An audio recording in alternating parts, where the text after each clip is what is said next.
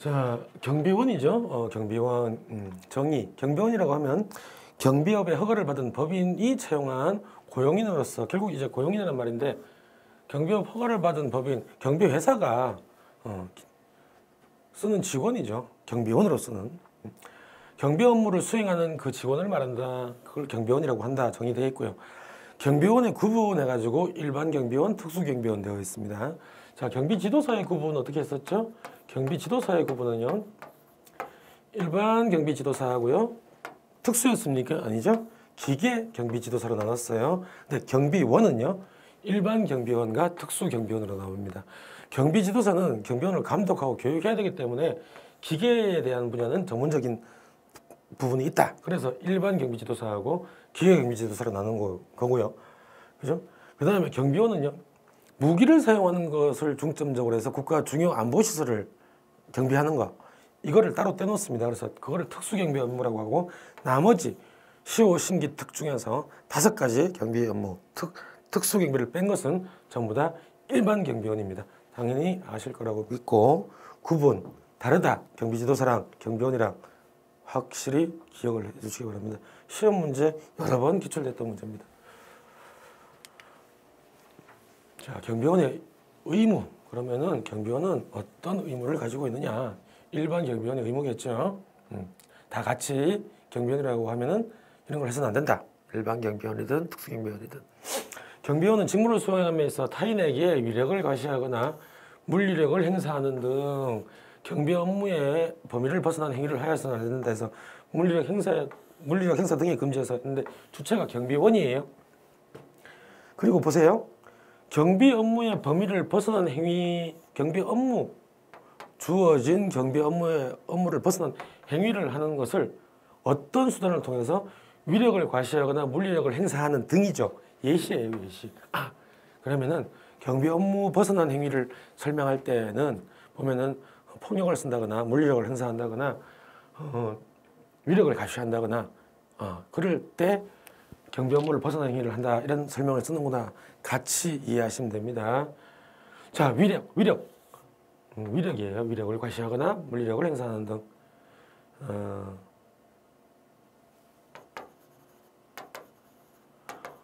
보통 이제 형법상에서는 폭행협박을 가지고 대부분의 형법상 범죄가 이루어지기 때문에 폭행협박을 수단으로 하죠. 수단. 그래서 이 폭행과 협박에 대해서도 각 범죄별로 그 수위가 어디까지인지를 나눕니다. 그래서 뭐 최광의의 폭행, 광의의 폭행, 협의의 폭행 뭐 이런 식으로 쭉 나눠 놓고는 뭐 어떤 폭행일 때는 무슨 범죄에 해당한다, 어떤 폭행일 때는 무슨 범죄에 해당한다 이걸 나눴었죠. 그 중에서도 이제 위력 같은 거는 위력은 폭행이나 협박 중에서 이제 낮은 단계예요. 낮은 단계인데 어쨌든 우리 경비업법에서는 그런 걸 구분하지 않습니다.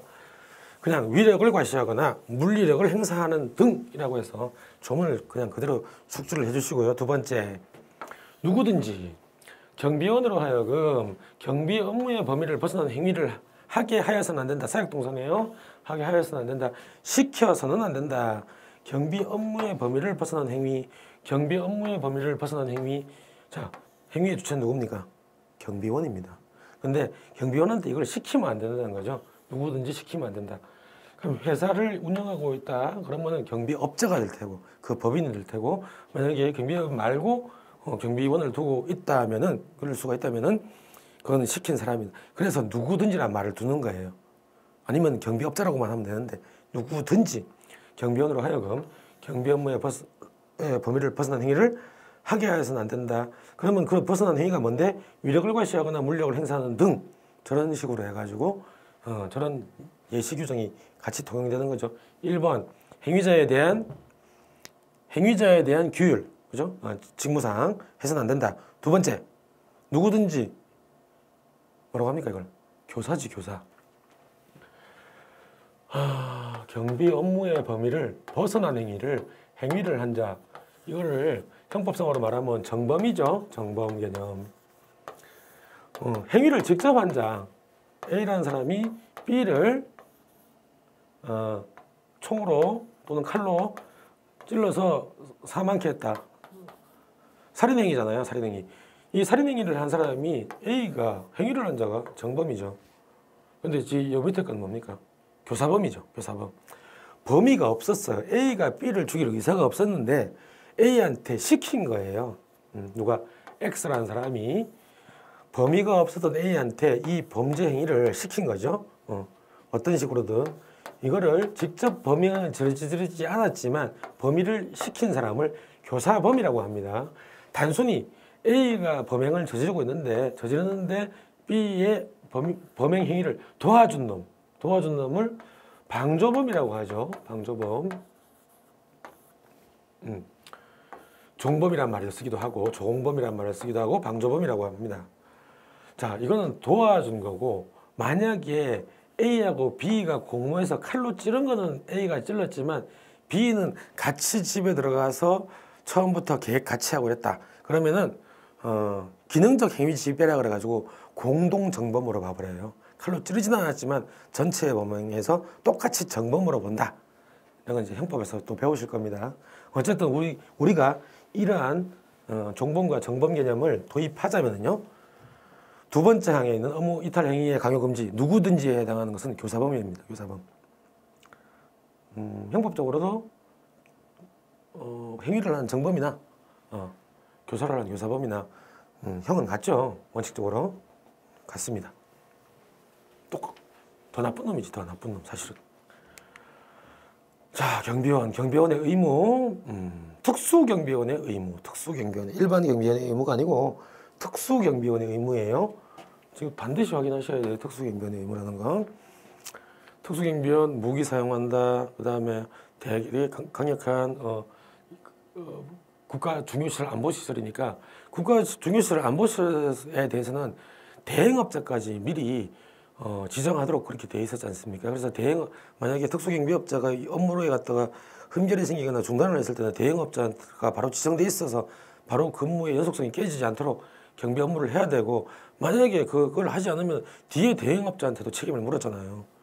그렇듯이 강력하게 이제 업무의 연속성에 대해서 강조를 합니다. 특수경비원의 의무, 직무상 복종 의무, 뒤에 나와서 정경원 경찰법에서 배우시겠지만 이 파트는 이제 국가공무원법상에도 있습니다. 국가공무원법상에도 상관의 명령에 복종해라 뭐 이런 게 있는데, 우리는요 경비업법이니까 요걸 잘 보셔야 돼요. 특수경비원은 직무를 수행함에 있어서 직무상 명령에 복종해야 돼요. 직무상 명령에 복종할 때는 그 직무상 명령에 대한 주체는요 세 종류가 있어요. 시설주. 특수경비원은 경비업자란 말보다도 오히려 무기를 대여해서 현장에서 그 관리 총책임을 지고 있는 시설주가 오히려 더 많이 나온다고 했습니다. 시설주, 관할경찰서장 및 소속 상사, 경비업자겠죠. 경비업자에 뭐 상관이 있다거나 경비지도사가 있다거나 집보다 위에 사람이 있다면은 그 소속 상사의 직무상 명령에 복종해야 됩니다. 자, 다시. 특수경비원의 의무 중에서 직무상 복종 의무는요, 소속 상관, 또 누가 있다? 시설주, 관할경찰서장, 이 세 종류가 있어요. 그리고 이 복종 의무는 직무상 명령에 복종해야 되는 거예요. 직무 외에 명령이 있다. 미안하지만 우리 집에 가서 뭐 화분에 물 좀 주고 올래? 안 됩니다. 그죠? 직무상 명령에 관련된 명령에 복종할 의무가 있는 것이고요. 두 번째, 구분을 잘 하셔야 돼요. 이탈 금지 의무. 특수경비원은요, 소속 상사의 허가 또는 정당한 사유 없이 경비구역을 벗어나서는 안 된다. 경비구역을 벗어날 수는 있네요. 뭐가 있으면 정당한 사유가 있거나 또 어떤 이유가 있으면 소속 상사가 허가를 해주면은 근무지를 이탈을 할 수가 있어요. 근데 보세요. 위에 조문이랑 틀리죠? 시설주에 허가가 있으면 틀립니다. 계속 시험 문제를 반복해서 내고 있어요. 관할경찰서장의 허가가 있으면 틀려요. 근무지 이탈을 못한다고. 누구의 명령이 있어야지? 소속 상사의 허가가 있거나 정당한 사유가 있을 때에만 벗어날 수 있습니다. 물론 판례로 해석하다 보면은 관할경찰서장이 이 자리 비우라고 했는데 뭐 어쩌고 하다 보면 말이 길어져요. 판례도 없고. 우리는 조문을 정확히 알고 있는가를 준비하셔야 됩니다. 시설주, 관할경찰서장, 소속 상사, 직무상 명령 3명. 벗어나는 것, 이탈하는 것은 소속 상사하고 정당한 사유밖에 없어요. 전례입니다. 자, 정의행위의 금지 의무가 나오죠. 특수경비원은요, 파업, 태업, 그 밖의 경비 업무의 정상적인 운영을 저해하는 일체의 정의행위를 하여서는 안 된다. 그죠? 일체의 정의행위를 해서는 안 된다. 무기 같은 것을 휴대할 수 있고 하니까 이 사람들한테 정의행위를 하면, 정의행위는 이제 노동상권 중에서 같이 모여서 단체 행동권 이렇게 발현하는 거죠. 데모하고 하는 거. 총 들고 데모를 해요. 어우, 상상도 할 수 없죠. 그래서 일체의 정의행위를 못하도록 하고 있습니다. 자, 특수경비원의 의무예요. 일반 경비원은 노동상권이 보장되겠죠. 정의행위를 할 수 있어요. 거기까지 생각해 봅시다. 특수경비원은요, 정의행위를 못하게 되어 있습니다. 이 조문은 마찬가지로 어디 가면 볼 수 있냐면은 청원경찰도 마찬가지예요. 왜? 청원경찰도 무기를 다루거든. 무기를 휴대하고 있단 말입니다. 시설주가 아니고 거기서 청원주의 청원의 그 신청에 의해서 무기를 대여받으니까 무기 갖고 있는 사람들은 정의행위 못한다 이렇게 기억하세요. 일체의 정의행위 안 됩니다. 자, 특수경비원이죠. 특수경비원이니까 무기안전수칙이 나오는 거예요. 일반 경비원들은 무기안전수칙이 있을 수가 없죠. 무기 휴대 못하니까. 그래서 특수경비원이 무기를 휴대하고 경비 업무를 수행하는 때는 다음에 정하는 무기의 안전사용수칙을 지켜야 된다 하고, 무기에 대한 안전사용수칙을 지켜야 되는 특수경비원의 임무가 나와 있습니다. 이 내용들은요, 꼼꼼히 보시면서 체크를 하셔야 돼요. 특수경비원이 사람을 향해서 권총 또는 소총을 발사하고자 하는 때에는 나와 있죠. 자, 경비법에서 말하는 무기라고 하면은 권총하고 소총밖에 없다. 탄약의 지급 같은 것도 권총은 7발 이상, 소총은 15발 이렇게 규정이 되어 있고, 그 다음에 사람을 향해서, 그러면 사람을 향하는 게 아니고 물건을 향해서 쏘거나 뭐 다른 방법이 있으면 상관이 없네. 법은 그렇게 해석하셔야 돼요. 맞아요. 사람을 향해서 쏠 때만 사전에 경고해야 된다. 미리 경고해야 된다. 어떤 방법을 통해서? 구두, 말로 하거나 총 쏜다 막 이렇게 소리를 지르거나 아니면 공포탄을 빵 쏴요. 그죠? 이 두 가지 방법의 수단을 이용해서 미리 경고를 해야 돼요. 어떨 때? 사람한테 총을 쏠 때는. 사람한테 총을 쏘게 될 때는 사전에 경고를 해야 되는데 방법은 두 가지 종류가 있다. 하지만 그 예외사항으로 부득이한 때에는 사전에 구두 또는 공포탄을 사용해서 경고를 하지 않아도 되는 예외적인 경우가 있더라. 그거에 대해서 같이 배웁니다. 자, 특수경비원을 급습하거나 특수경비원 자신 아니면 특수 옆에 있는 친구를 급습하거나 타인의 생명, 신체에 대한 중대한 위험을 야기하는 범행이요, 목전에 실행되고 있는, 제가 이것도 체크를 했죠. 타인의 생명, 신체에 대한 중대한 위험을 야기하는 행위가 있었던 경우, 그럼 어젯밤에 그랬는데 오늘 와서 막 총 쏴요? 안 됩니다. 자, 침해 행위에 침해의 현재성이 있어야 돼. 현재성이 있어야 되죠. 어려운 말로 하면 그렇다고요. 이걸 이렇게 안 될 거예요. 형법에서 말하는 거고, 생명, 신체에 대한 중대한 위험을 야기하는 범행이 목전에 실행되고 있을 때 공포탄 그렇게 경고 미리 안 하고 총 쏠 수 있다고. 사람한테도. 자기를 급습하거나 또는 특수경비원 친구를 동료를 급습하거나 또는 타인의 생명, 신체에 대한 중대한 인지를 잡아놓고 막 총 쏘려고 하고 있다. 막 이렇게 중대한 위험 야기될 때는, 자, 그게 또 현재성이 있어야 돼요. 바로 할 때는 상황이 급박하여 실행되고 있는 등 예시죠. 상황이 급박하여 경고할 시간적 여유가 없을 때는 경고 없이 사람에게 사격할 수 있다. 이렇게 설명되고요. 두 번째, 인질, 간첩 또는 테러 사건에 있어서는 은밀히 작전을 수행해야 되는 그런 경우예요. 예를 들어 놓은 거잖아요. 인질, 간첩 또는 테러 사건에 있어서 은밀히 작전을 해야 되는 경우, 저런 사건을 하더라도 공개적으로 할 때는 아니지만 은밀히 해야 돼. 근데 막 소리 지르고 총 쏴. 아무 의미 없죠. 인질, 간첩, 테러 사건이라고 해서 무조건 저거 되는 거 아닙니다. 이런 사건에서도 은밀히 해야 될 때는 사전 경고하는 게, 그게 더 계획을 다 수포로 돌려버리잖아요. 이 두 가지.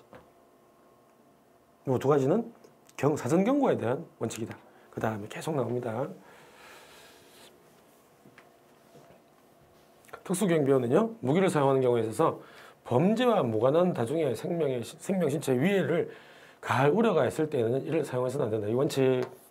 자, 특수경비원이 무기를 사용해야 될 것 같은데, 판단할 게. 자, 이렇게 해서 무기를 사용하게 되면은, 그 해당되는 범죄자나 침해자에 대해서는 가격을 할 수 있을 것 같은데 그걸 하다 보면은 옆에 있는 무관한 일반 시민이 다칠 수 있다. 그러면 일단 원칙상 사용하면 안 돼요. 그게 원칙이에요. 다만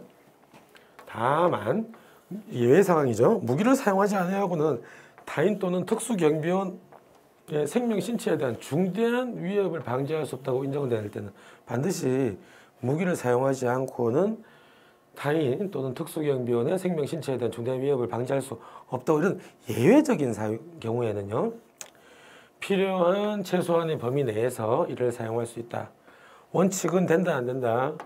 원칙은 무기를 사용하더라도 일반 시민이 다칠 경우에는 안 된다. 그죠? 근데 자, 어쩔 수 없이 해야 된다면은 어떤 상황이냐? 타인 또는 특수경비원 자신에 대한 생명 신체에 대한 위협이에요.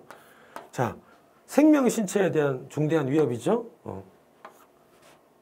재산에 대한 위협이다. 타인 또는 특수경비원의 재산에 대한 중대한 위협. 예. 벤츠 차를 망치로 깨부수겠다. 막 이럴 때 총 쏘면 돼, 안 돼? 안 되지. 재산적 침해가 아니잖아요. 두 번째, 네가 나쁜 짓 한 거를 막 방송에서 언론에 공개했다. 명예, 안 됩니다. 명예에 대한 중대한 위협이 있다거나 또는 재산상의 중대한 위협이 있다고 인정될 때는 총을 쏠 수가 없어요. 이거는 제가 왜 이렇게 필대를 올리냐면은 그런 걸로 시험 문제를 형법에서는 잘 내요. 그래서 형법 교수님들이 들어가면 저 문제 괜찮네 하고 낼 거란 말이지. 그죠? 생명 신체에 대한 중대한 위협을 방지할 수 없다고 인정해야 될 때에만 형법상 강요죄 같은 거 할 때 그렇게 적용한단 말이에요. 자, 생명 신체에 대한 중대한 위협이 있어야 되고, 그죠? 그리고 그렇게 해서 어쩔 수 없이 한다고 할지라도 침해의 최소성, 최후 앞에 거는 최후 수단성, 다른 방법이 없을 때 최후 수단성, 그다음에 한다 할지라도 최소 침해의 최소성, 최소한의 범위 안에서만 사용할 수 있다. 제압된다면 총 그만 쏴야 된다고. 어? 막 죽이고 이러면 안 된다고. 한 발 쏴서 끝났으면 상황 정리되면 그만해야죠. 도둑놈이 들어왔는데 내가 그 사람을 잡아가지고 도둑을 도망가게 시켰다. 아니면 제압했다. 그지? 범행이 더 이상 안 일어나게 해서 상황 종료했어. 그죠? 상황이 종료했으면 이걸로 끝나야죠. 그럼 정당방위가 인정됐지. 아니다. 마누라하고 싸우는데 기분이 너무 나쁘다. 도둑이 마침 잘 들어왔네. 오늘 막 내 체력을 한번 다 풀어야 되겠다. 실컷 두들겨 패요. 왜? 넌 도둑이니까. 범법행위자니까. 과잉방위죠. 과잉방위는 새로운 범죄입니다. 과잉방위 같은 경우에 도를 넘었잖아. 침해 현저성이 종료했음에도 불구하고 기어이 지가 직성 풀려고 다른 방법을 통해서 방위라는 이름으로 새로운 폭행과 상해를 시도한 거예요. 그럼 새로운 폭행과 상해지. 새로운 범죄의 시작입니다. 방위자가. 거기까지만 해야 되고, 세 번째 특수경비원은요, 총기 또는 폭발물을 가지고 대항하는 경우를 제외하고는 14세 미만의 자와 임산부에 대해서는 또 권총 또는 소총을 발사해서는 아니 된다고 했죠. 근데 만약에 총기 또는 폭발물을 가지고 14세 미만의 자하고 임산부가 총기 또는 폭발물을 가지고 대항했을 때는 총을 쏠 수 있다는 식으로 해석하시면 돼요. 같은 말이잖아요. 요때 빼고는 못 한다니까. 총기 또는 폭발물을 가지고 대항할 때는 그 자가 설령 14세 미만의 자이든 임산부이든 상관없이 총을 쏠 수 있다. 이렇게 해석하면 됩니다. 14세 미만의 자하고 임산부가 나와 있는데 임산부 같은 경우에는 인부란 말을 쓰죠. 인부. 다른 말에서는. 근데 여기서 그냥 평상시에 쓰는 말 임산부란 말을 써주네요. 법에서는 임신을 포태라고 해요. 보통 포태한 자 뭐 이렇게 쓰고 하는데 여기는 임산부라고 하셨습니다. 더 이상 설명할 필요 없고 14세 미만의 자 그 임산부인지 어떻게 아느냐. 현장에서 뭐 배가 부른 여잔지 3개월밖에 안 됐는지 밥을 많이 먹는 여잔지 그런 거 따지지 마세요. 시험 문제 안 나옵니다. 이거 조문을 정확히 아는 거 나오니까 임산부. 그죠? 그 다음에 14세 미만의 자는 어떤 의미가 있죠? 형법상 책임 무능력자. 그죠? 형법상 책임 무능력자. 형사 미성년자잖아요. 형사 미성년자.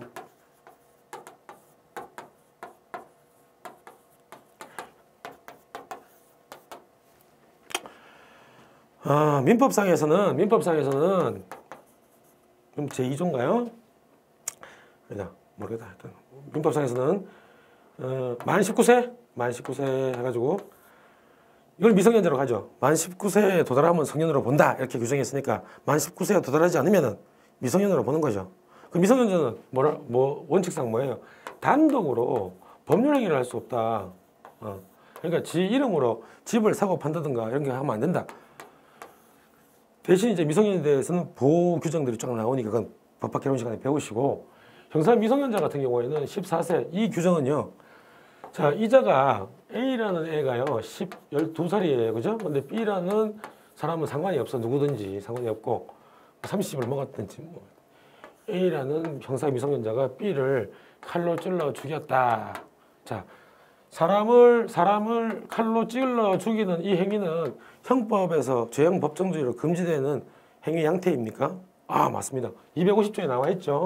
형법 250조의 살인죄입니다. 살인죄. 만약에 저거 아버지였다면 존속살해죄가 되겠죠. 존속살해죄. 살인죄입니다. 법에서 구성요건이 있어요. 나쁘다고 말하고 있고. 그러면 아버지가 아니고 일반인 같으면 5년 이상의 징역 또는 무기 또는 사형에 처한다. 이렇게 법정형이 구형이 되어 있단 말이에요. 쓰여져 있죠. 그러니까 어떤 사람이 죄형 법정주의에 대한 형법상 범죄 행위를 저질렀고 했어요. 그러면은 이자가 했는 게 맞고 행위 당시에 의사능력이 있기도 했고 이 행위로 인해서 이 사람이 결국은 죽었던 게 인과관계도 증명이 됐고 다 했다. 이러면 이제 이 사람한테 책임이 있는가를 검토해야 됩니다. 그래서 구성요건의 해당성, 적읍시다. 좀 정리하는 김에 다 아실 거라고 믿고 법학 개론에서 배우실 거예요. 구성요건의 해당성. 쉽게 말하면은 형법 전에 있다. 다음에 위법성, 위법한가 안 한가, 위법성. 보통 구성요건에 해당하는 범죄가 되면은 위법성은 징표된다는 말을 쓰죠. 마이어라는 학자 때부터 그런 말을 씁니다. 연기와 불의 관계 뭐 이렇게 해가지고 위법하다고 보고. 자, 이제 마지막에 최종적으로 그러면 이 구성요건에 해당해서 당연히 문제가 되고 위법하고 그러면 이자에게 책임을 물릴 수 있는가? 이게 범죄의 3요소예요. 범죄의 3요소죠. 그래서 이게 다 충족이 되면은 최종적으로 책임을 이 사람한테 형을 부과하는 거지. 어떤 형을? 형법상 부과되어 있는 법정형과 정상삼작해서 23조 적용해서 24조 이걸 적용 51조인가? 하여튼 적용해가지고 최종적으로 형을 합니다. 처단형을 내리는데 여기서 걸린다는 거예요. 만 14세 미만 환자는. 아무리 똑똑한, 아무리 지능이 발달한 자라 할지라도 만 14세에 도달하지 않으면은 형법상 책임은 지지 않는다. 형법상 죄를 저질렀더라도 얘가 나쁜 놈이고 그래서 뭐 12세부터 10세 뭐에서 우범소년, 촉법소년 이렇게 따져서 소년법상으로 처우를 해가지고 소년법으로는 처벌할지라도 성인을 상대로 해서 처음부터 범죄 행위에 대해서 형을 구형하기로 했던 형법을 적용하지는 않는다. 그 내용이에요. 형사 미성년자가. 그렇죠? 형사 미성년자는. 자, 어쨌든 그러니까 얘한테는 총을 쏘면 안 된단 말이에요. 근데 걔가 총기 또는 폭발물을 가지고 있을 경우 대항할 경우에는 총 쏠 수 있다까지 역으로 생각을 하십니다. 경비업 법령상 특수경비원의 의무에 대한 설명으로 옳은 거네요. 옳은 거, 틀린 거 찾는 게 아니고 특수경비원은 시설주의 허가 정당한 사유 없이 경비구역을 벗어나서 안 된다. 틀린 거죠. 시설주의 허가가 아니고 소속 상사의 허가가 있어야지만 벗어날 수 있었죠. 인질 사건에 있어서 작전을 수행하는 경우라도 권총 또는 소총을 발사할 때는 반드시 한 말 틀렸죠. 은밀히 수행할 때는 총 쏘면 안 되지. 그게 오히려 됐고요. 특수경비원은요 총기 또는 폭발물을 가지고 대항하는 경우에도 그건 이면에 나오겠네. 임산부하고 14세 미만의 자에 대해서는 총을 원칙적으로 쏘면 안 되는데 얘들이 총기 또는 폭발물 가지고 대항할 때는 쏠 수 있다고 했죠. 근데 발사해서는 안 된다고 그것도 틀린 말이네요. 그 다음에 특수경비원은 파업, 퇴업, 그 밖에 경비 업무의 정상적인 운영을 저해하는 일체의 쟁의행위를 해서는 안 된다. 맞죠? 일반 경비원 아니고 특수경비원이 맞고 청원경찰도 맞습니다. 쟁의행위 하면 안 됩니다. 정답 4번.